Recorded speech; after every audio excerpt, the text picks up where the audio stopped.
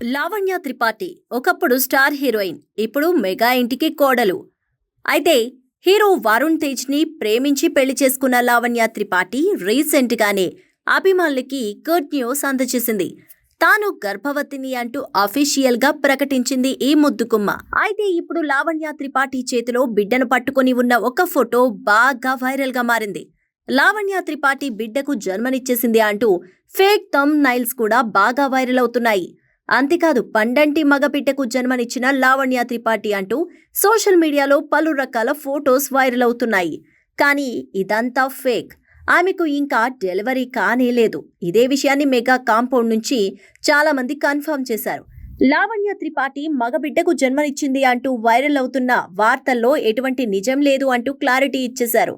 ఎవరో కావాలని కొందరు ఫేక్ ఫోటోస్ పెట్టి ఇలా వైరల్ చేస్తున్నారు అంటూ క్లారిటీ వచ్చేసింది. లావణ్య త్రిపాఠి తన బ్రదర్ బేబీని పట్టుకున్న ఫోటోస్ ఎవరో తనకి బేబీ బాయ్ పుట్టినట్టు సోషల్ మీడియాలో ట్రెండ్ చేస్తున్నట్టు అర్థమవుతోంది. అయితే కొంతమంది మాత్రం లావణ్య త్రిపాఠి నిజంగానే మగబిడ్డకు జన్మనిచ్చింది అనుకోని ఆమెకు కంగ్రాచ్యులేషన్స్ విషెస్ అందిస్తున్నారు. సోషల్ మీడియాలో ఈ న్యూస్ అయితే బాగా వైరల్గా మారింది.